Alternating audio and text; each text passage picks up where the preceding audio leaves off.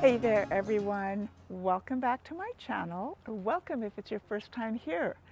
I'm Fionuala and I garden in Zone 9B, beautiful Northern California. And today I'm going to focus on bare root fruit trees. This is a channel where we dig into all things gardening, and late winter is the perfect time to source a bare root fruit tree. So whether you're an experienced gardener like me who has been gardening and learning for about 40 years now, or you're just starting out, a bare root fruit tree is a fabulous way to either start your backyard orchard or add to it. So let's dive right in. Buying a dormant bare root fruit tree in winter makes so much sense and has so many advantages. I'll tell you all about them. One, your tree is dormant already, so when you transplant it at your house, it's really not going to experience any transplant shock at all. The other thing is, because it's dormant and small and already pruned like this, it's going to be real easy to transport home. Way easier than when it's in a 5 or 15 gallon pot all leafed out and has fruit on it. And the third reason, and might be the most important, is right here in the middle of winter, right now, this is when all your garden centers are going to have the most choices for you. The best ones to choose from and the most varieties. So it's a fabulous time to shop. The hardest part is picking out which one you want to grow. So my advice is, what do you like to eat? What do you find yourself heading for in the produce aisle at the grocery store? What can you not wait to get at the farmer's market in the summer? Start there, because if you start with a fruit tree that you really like, you're really going to take very good care of it. You're going to make sure it's planted right, grown right, cared for. First things first, what is a bare root fruit tree? Though it seems kind of obvious, I remember being super surprised as to what it actually was. It's a fruit tree not in a pot. Instead, its roots are bare of soil.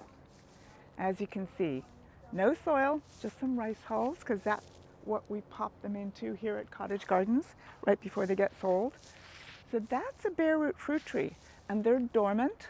There's no signs of life, no bud swelling, no leaves, no fruit, no flowers. So that's a bare root fruit tree for you. So we talked about picking out your favorite fruit. The other thing you really need to look into is the chill hours. What zone are you in? Is this fruit tree going to work in your zone? Now, I only bring into Cottage Gardens the fruit trees that are going to work in this area, so I made it a little easier on myself.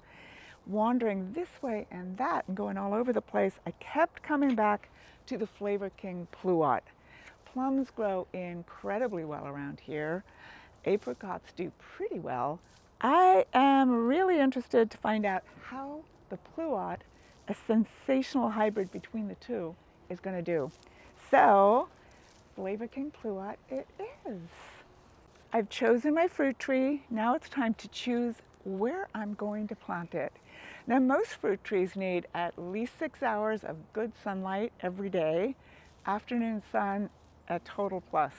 Morning sun is fabulous and all, but the sun's rays are so much lower that you're not going to get the fruit production and the vigorous tree that you want unless you're getting some decent afternoon sun on top of that.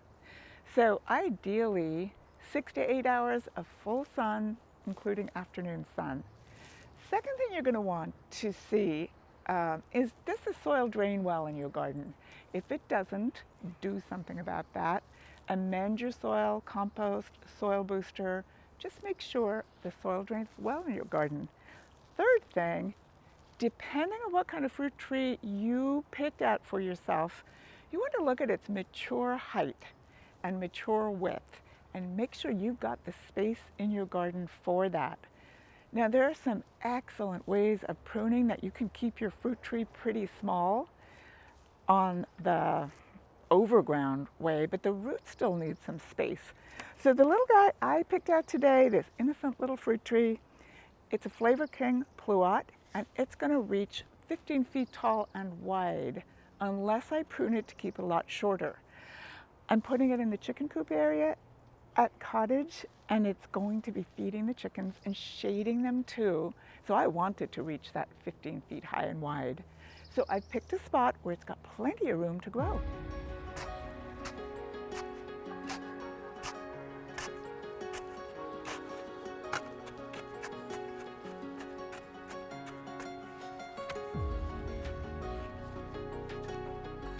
Okay, so I've dug the hole.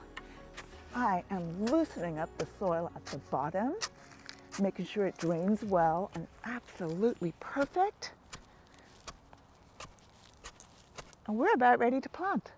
So a good rule of thumb for digging a hole for your fruit tree, for your bare root fruit tree, is to dig it twice as wide as the spread of the roots and half again as deep. So this is obviously a hole way bigger than this little root system. But I wanted to make sure that it had good amended soil all around its roots. The other thing you really have to do, if you live in a gopher-prone area, which we do here in West Petaluma, gophers just swim through the soil, you're going to want a gopher cage. I'm picking a big one because I have high hopes for this little tree to turn into something large and productive very quickly.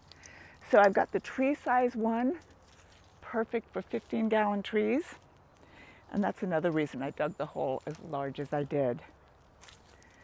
So, gopher cages look a little complicated when you see them in their packets, but they're truly not. You just open them up, so you're basically creating a wire pot to plant your tree or rose or whatever gopher food you're planting. You want to make it nice and round and open, and then you stick it in the hole. What you want is to make sure you've got some of this green above the ground, because some of those pesky little gophers, they have learned to do a little bit of climbing. So this protects a couple of inches above the ground also. Then you start backfilling the hole.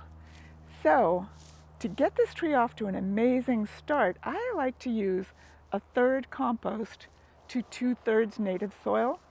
And I like to mix in a little bit of a handful of fruit tree fertilizer at the same time. So I'm going to get to it.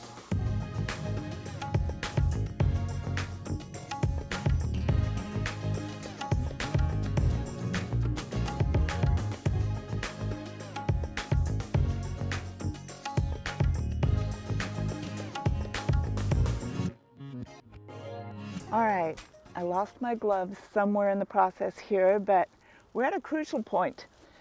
What I'm showing you here is we make a little mound in the middle of the planting hole, and we rest the roots of the tree, because they have this natural spread, and we rest them on that mound, just like that, making sure there's maximum contact with that nice soil that I just gave it.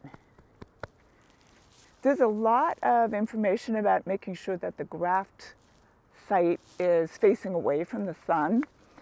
I don't know how much actual truth is in it, but better safe than sorry. So I always have the graft pointing to the north side. It's nice and steady in there, and now I'm going to backfill.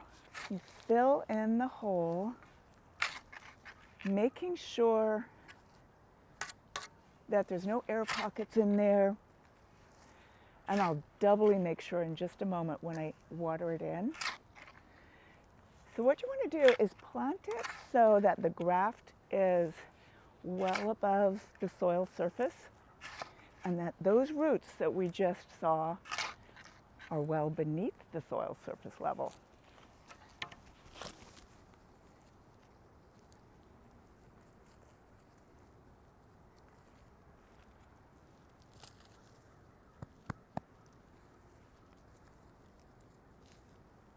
I'm going to fill in the rest of the hole, and then we're going to water it in.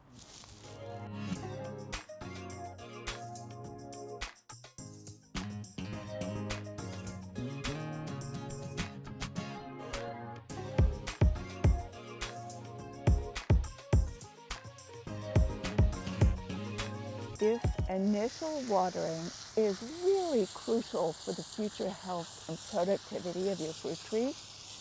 You're watering deeply, making sure those roots get hydrated, but you're also eliminating air pockets in there.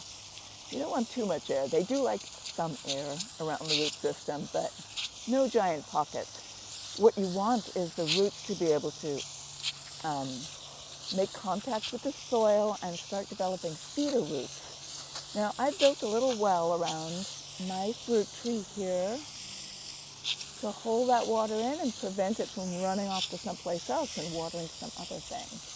We've also weeded around it to reduce competition for nutrients and water.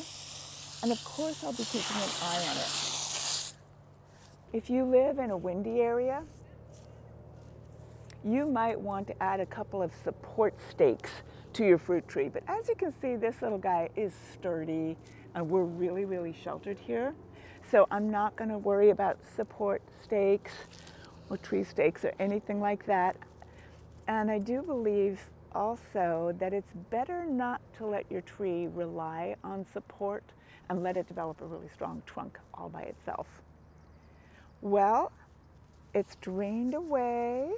We're about ready for mulching. Finally, we're going to add a layer of mulch.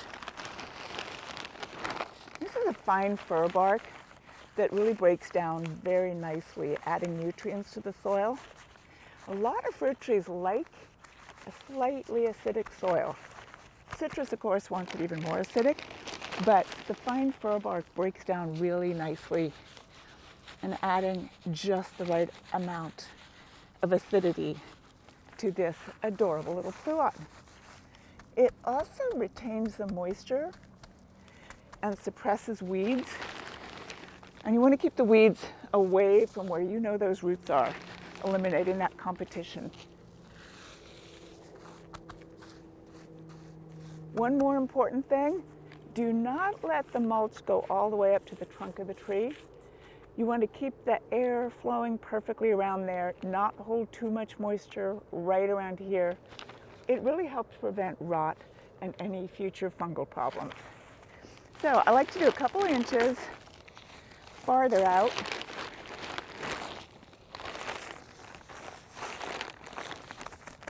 And we're done. So there you have it. With a little care and patience, this beautiful little fruit tree within a couple of years is going to be producing lots of fabulous fruit. So I totally encourage you to get out there and pick your favorite fruit tree for your beginning of your journey on the whole fruit tree thing. Some trees produce a little quicker than others, so whatever fruit tree you settle on that you've decided you want to grow, do a little research and ask your local nursery person what you might expect from that tree. Now in my yard, I've got apples, pears, cherries, plums. Oh my goodness, plums are almost the first ones to produce. So an apple might take a little longer, a pear a little longer still. So do your research, figure it out. Don't get disappointed if it's like 5 years till your first pear or something. And I didn't even touch on pruning techniques today. That's for a whole other video. But if you've ever grown a fruit tree before, you know, and you found out firsthand that fruit grown in your own backyard tastes way, way better than anything you can buy in the grocery store or even at the farmer's market, because it's fresh from your own tree in your own yard and you've taken care of it from the get-go. So I hope you found this really useful. I hope you have fun planting your first fruit tree or your 10th fruit tree or whatever it is you're going to plant. And I wish you luck on your fruit tree journey. Happy gardening!